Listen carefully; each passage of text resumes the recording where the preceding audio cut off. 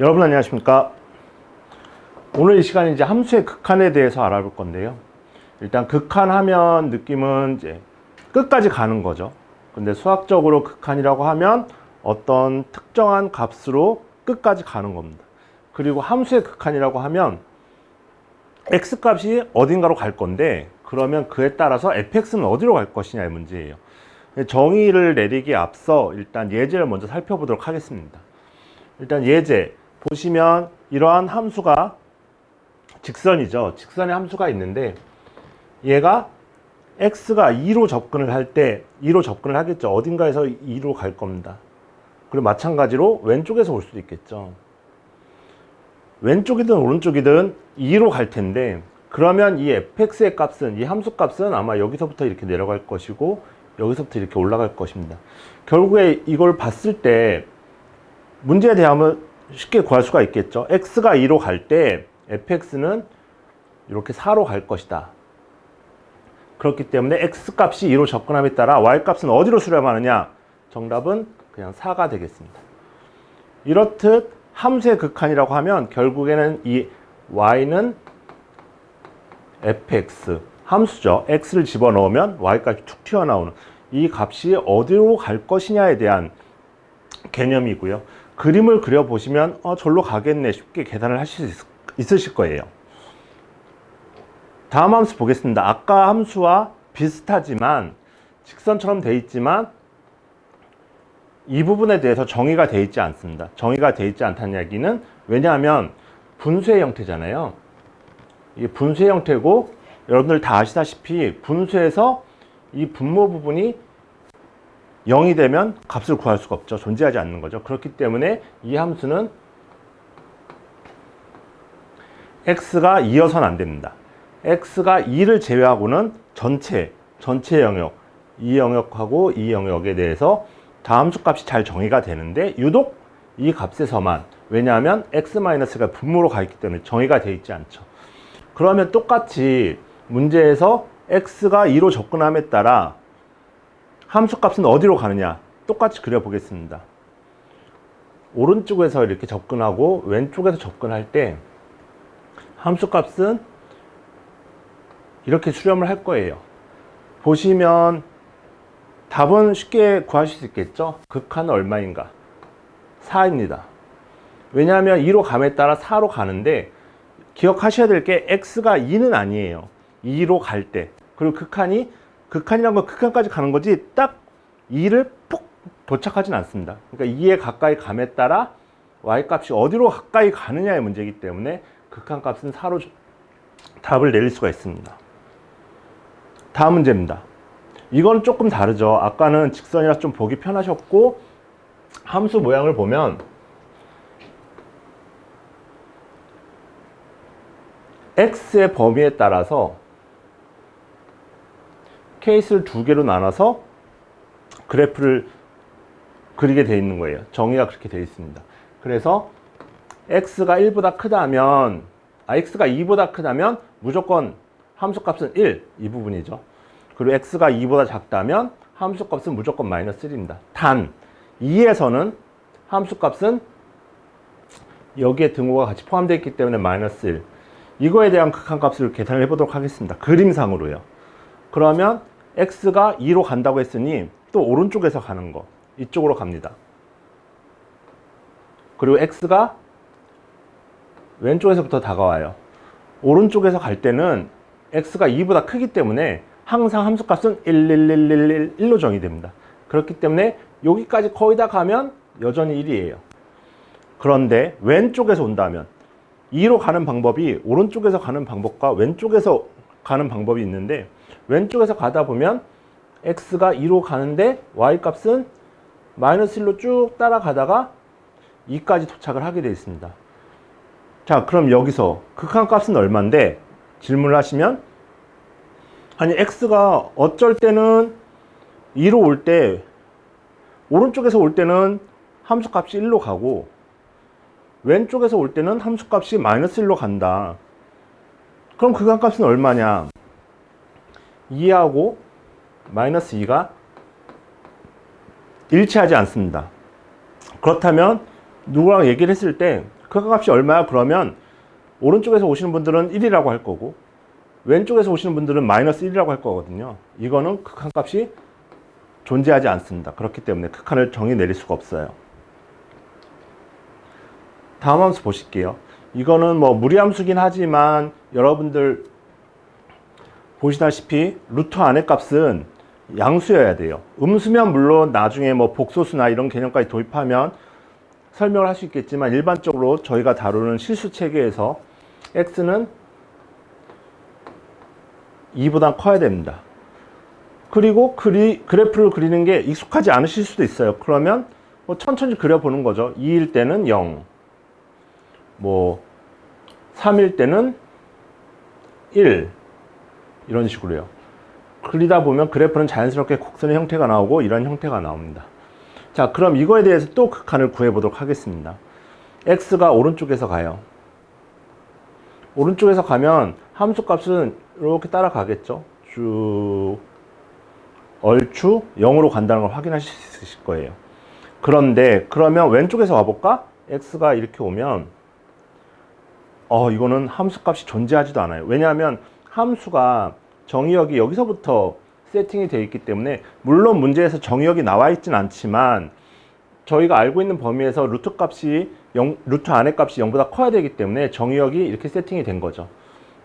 그렇기 때문에 2보다 작은 값에서는 함수값이 정의가 되지 않습니다. 이거는 2보다 큰 범위에서만 함수가 정의된 거예요. 그러면 x가 2일 때 극한을 구하여라. 오른쪽에서 간다면 오른쪽에서 이렇게 2로 갈 때는 0, fx는 0이 되는 거고요. 왼쪽에서부터 2로 다가온다면 함수값이 존재하지도 않습니다. x가 아니고 존재하지 않는 거죠. 그러면 이것도 x는 2일 때 극한을 구하여라. 그러면 이것도 존재하지 않는다. 쉽게 그래프를 그리면 이해가 되시죠? 그 다음에 이제 정의입니다. 원래 정의를 하고 나서 예제를 살펴본다면 뭐 그렇게 이해하실 수 있는 방법도 있고 저는 예제를 살펴보면서 저거 극한이란 걸 대충 이렇게 정의 내리면 되겠는데 라는 영감을 가지고 정의를 보시면 조금 더 빨리 다가오기 때문에 이제 정의를 내리도록 하겠습니다. x가 a로 갈 때 x가 a일 때가 아니고요. x가 a로 갈 때 오른쪽에서 가거나 왼쪽에서 오거나 함수 fx가 라지 a로 간다면 함수 fx는 x가 a일 때 극한값 라지 a를 갖는다는 가 정의입니다. 이거 보시면 이게 화살표지 fx는 a란 것까지 얘기하진 않아요. fx가 라지 a로 가고 있다. 이것도 마찬가지로 x가 a일 때가 아닙니다. 뭐 a일 수도 있긴 한데 x가 a로 갈 때입니다. 극한값 a까지 다가갈 때 fx는 라지 a로 다가간다는 개념으로 이해하시면 돼요. 그러면 아까 풀어봤던 그래프 없이 이 문제를 본다고 한다면 이거는 수식으로 간단히 쓰게 되면 분자를 인수분해해서 fx는 x-2분의 x 플러스 2 x-2가 되고 위아래 약분을 하면 이건 원래는 x 플러스 2가 됩니다.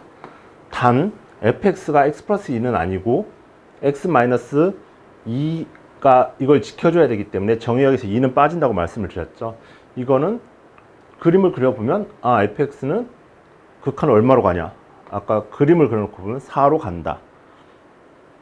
그리고 예제 2번 이 정의에 의해서 2로 접근을 할 때 극한값이 존재하지 않는다는 걸 확인했었죠. 기억하시겠지만 아까 그래프는 이런 모양이었습니다. 그렇기 때문에 x가 2일 때 극한값은 존재하지 않는다. 그리고 이제 표기를 정의를 내렸으니까 이름을 붙여줘야겠죠. 리미트 x가 2 플러스로 갈 때 fx 2 플러스란 건 플러스 방향에서 2로 다가가는 거. 그리고 x가 2 마이너스로 간다는 얘기는 마이너스 방향에서 2로 다가오는 느낌입니다. 그래서 이 두 값이 오른쪽에서 갈 때도 왼쪽에서 갈 때도 4라면 그거를 극한값 4로 구할 수 있다. 이런 정의가 되겠죠. 이 예에서는 오른쪽에서 갈 때는 1인데 왼쪽에서 마이너스 방향에서 다가올 때는 마이너스 1이기 때문에 두 개가 일치하지 않아요. 그렇기 때문에 여기서는 극한값이 존재하지 않는 거죠. 여러분 여기까지 보시면 정의가 굉장히 자연스럽고 x가 갈 때 fx는 어디로 가는가에 대해서 구하는 문제잖아요. 정의가 굉장히 자연스럽습니다. 그리고 별것도 아닌 것 같아요. 저거면 되는 거야 진짜? 근데 실제로 문제를 풀 때는 또 정의대로 하면 굉장히 이성적으로 봤을 때 쉽게 생각하시면 될 것 같아요. 이 부분이 문제입니다. 수학적 정의입니다. 아까 극한값의 정의인데 이거 수학적 정의 굉장히 어려운 부분이에요. 이해하기도 어렵고 설명하기도 어려운 부분입니다. 그냥 한번 제가 설명을 드려볼 테니까 한번 들어보시고 그런가 보다 라고 이해를 하시면 될 것 같아요.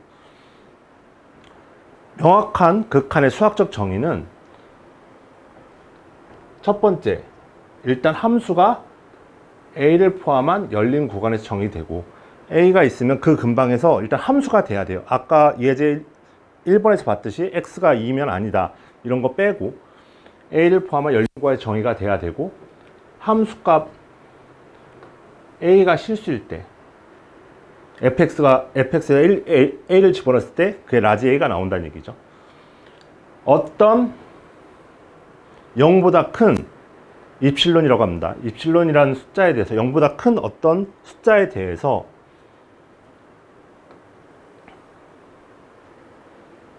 델타보다 작은 a 근방에 델타보다 작은 x들을 뽑아와요.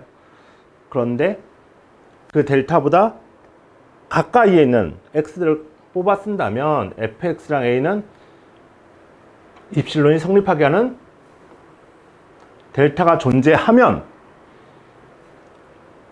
극한이 존재한다고 나타낸다. 이거 직관적으로 이해하기가 굉장히 어려운 부분입니다. 대부분의 수학을 공부하는 분들 아마 이거 이해하는데 굉장히 오래 걸리고 이것 때문에 수학을 내려놓는 경우도 많이 생기는데 제가 간단히 그림으로 설명을 드려볼게요.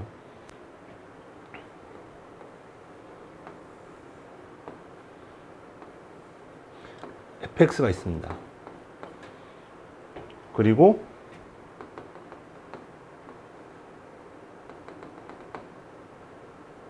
fa가 되겠죠. 이 말뜻은 x가 a로 갈 때 그림으로 보면 fx가 fa로 가는 게 맞습니다. 이게 a라고 한다면 보세요. 여기서부터 중요합니다. 입실론에 대해서 어떤 입실론 자라고 생각하시면 좋아요. 여기에 입실론을 제가 위아래로 하겠습니다. 여기에 입실론 플러스 입실론이 될 거고 여기에 마이너스 입실론만큼 떨어뜨릴 공간, 이걸 여러분 자라고 생각을 하시고 XA가 A 근방에 새로운 구간을 만드는 겁니다. 델타만큼, 여기서 마이너스 델타만큼, 여기서 플러스 델타만큼. 자, 그럼 이 구간이 만들어지겠죠. 이런 델타가 존재해서 여기에 x들이 있으면 요 사이에 fx들이 다 들어온다는 얘기예요. 다시 말씀드리면 이렇게 그림을 놓고 보시면, 자, fa 그 라지 a죠. 이가 근처로 네가 암만 누구랑 상대방이 있다면 암만 작은 자를 가지고 와서 구간을 좁혀줘도 나는 델타를 찾아내서 이 값이 네가 최초 제시한 입실론보다 작게 집어넣을 수 있다는 얘기예요. 생각을 해보시면 이제 서로 싸우다 보면 입실론을 계속 작게 얘기할 겁니다. 더 작게, 더 작게, 더 작게. 그러면 언제나 저는 또 다른 델타, 또 다른 델타, 또 다른 델타를 구해서 이 구간을 계속 좁혀 나갈 수 있다는 얘기예요. 그래서 이 존재하는 값들은 입실론 네가 제시한 그 구간보다 내가 밀어 넣을 수 있다. 촘촘하게 다가간다는 얘기죠.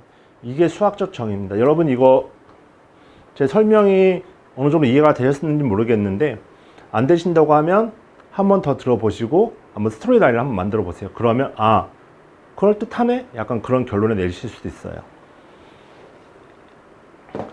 그 다음 수학은 항상 정의를 한 다음에 이 극한에 대한 성격, 특성을 알게 되겠죠.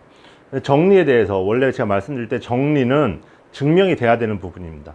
아마 상수함수일 때 극한값은 상수로 간다. 이건 정리이기 때문에 증명을 하고 쓰셔야 돼요. 근데 하지만 증명하는 과정은 너무 복잡하고 어렵기 때문에 저희는 이번 과정에서는 그냥 가져다 쓰도록 하겠습니다. 상수함수일 경우 A가 A로 갈 때 상수함수는 특정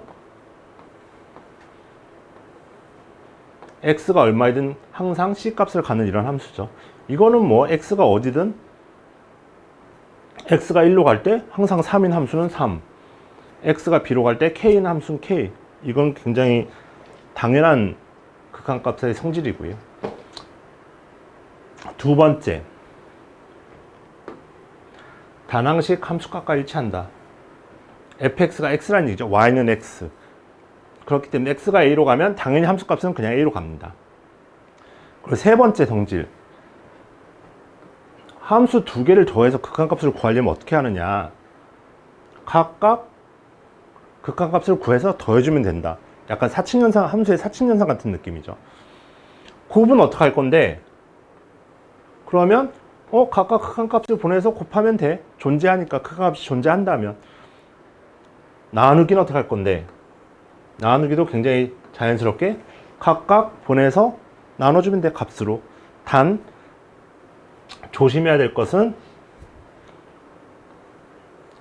분모값이 0이 아닐 때 나누기는 여기서만 조심을 하고 되고요. 보시면 성질이 뭐 여러분 아마 생각하시다시피 당연히 저래야 되지 않나? 약간 그 정도 성질입니다. 그렇기 때문에 이 성질이 나오면 저희는 그냥 갖다 쓰면 되는 거죠. 자, 예제를 직접 풀어보겠습니다. 함수의 극한을 구하여라. 보시면 더하기네 각각. 그러면 그러면 각각을 넣으면 되니까 리미트 x가 2로 갈 때 x제곱은 얼마냐? 4. x가 2로 갈 때 x는 당연히 2. 그럼 마이너스 2. 1로 갈 때, x가 2로 갈 때 1이라는 함수는 그냥 1이죠. 그러면 리미트 값은 3이 됩니다. 이것도 마찬가지로 분수함수긴 하지만 따로따로 해서 간다고 했으니까 이 값을 계산해 보면 1 더하기 2 더하기 1, x에다 그냥 1을 집어넣으면 됩니다. 그러면 4분의 5가 되겠네요. 그냥 x값에 집어넣고, 여러분 여기서 약간 기억하셔야 될 거는 극한값을 구하는 게 그렇게 어렵진 않구나. 단 다항함수, 그러니까 저희가 어릴 때부터 배웠던 x부터 시작해서 x제곱, 뭐 x3승 이런 걸로 구성된 함수들은 극한값도 구하기 편하구나라는 걸 기억을 하셨으면 좋겠어요. 오늘의 이제 극한의 마지막 부분인 정리 6.3입니다. 이거 잘 보시면 어떤 함수가 fx죠. 저희가 타격하는 건 fx고 gx와 hx라는 함수가 있어서 둘 사이에 항상 껴있는 거예요. gx보다는 fx가 항상 크고 hx는 fx보다는 항상 큽니다. 그런데 양쪽에 있는 얘도 x가 a로 갈 때 라지 a로 가고, 얘도 x가 스몰 a로 다가감에 따라 얘도 라지 a로 간다면 얘는 어디로 갈까? 얘보다 작은 놈도 a로 가고 있고 얘보다 큰 놈도 a로 간다고 한다면 가운데 낀 애는 a로 갈 수밖에 없겠죠. 굉장히 쓸모있는 성질입니다. 왜냐하면 예제 15번을 보시면 뭐 삼각함수 기억하실 분도 계시고 뭐 잘 모르시는 분도 있지만 간단하게 성질만 언급하고 이 문제에 대해서 접근을 해볼게요. 이거 보면 x제곱도 곱해져 있고 x제곱 일단 0으로 가네? 0으로 가겠지. 그런데 문제는 코사인 x제곱분의 1이 좀 어렵습니다. x가 0으로 할 때 이거 어떡하지? x가 1은 아닌 거. x가 0이면 안 된다는데 0까지는 안 가지. 0을 콱 박진 않습니다. 0으로 갈 때 이걸 어떻게 볼까? 문제만 봐도 약간 조금 거부감이 일어날 수 있는데, 코사인의 성질, 삼각함수의 성질에 의해서 코사인 x는 마이너스 1과 항상 1 사이에 있죠. 더 위로 커지진 않습니다. 그렇기 때문에 코사인 x 자리에 x제곱분의 1을 넣더라도 범위가 정해져 있습니다. x제곱분의 1도 값을 구하지 못하겠지만 사이에 껴 있어요. 그러면 이 다음에 x제곱을 곱해보는 거죠. x제곱을 앞에 곱하면, 왜냐하면 x제곱은 항상 양수의 값이기 때문에 부동호가 바뀌진 않습니다. 마이너스 x제곱과 x제곱 사이에 있겠네요. 자, 그럼 여기서 정리 6.4의 성질을 이용을 해보면 x가 0으로 갈 때 얘는 어디로 가나요? 0으로 갑니다. 당연하죠. x제곱이니까. 플러스 x제곱이라 해도 x가 0으로 감에 따라 얘도 0으로 가요.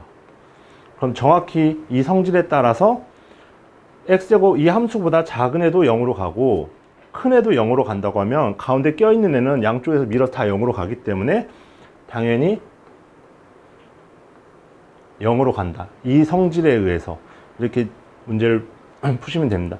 보시면 함수에 대해서 정확하게 이거 그림을 그리기도 어렵고 헷갈리시긴 하지만 이 성질을 이용해서 한다고 하면 극한값은 구할 수 있다. 이게 이 문제의 핵심인 것 같아요. 그래서 이런 정리를 알아두시면 이거의 극한값은 알 수 있구나라가 결론으로 나옵니다. 네, 오늘 함수의 극한에 대해서 알아봤는데요. 다음 시간에는 이제 극한에 이어서 함수의 연속에 대해서 공부를 하실 거고, 잘 극한의 정의를 잘 기억해 주셨으면 좋겠습니다. 감사합니다.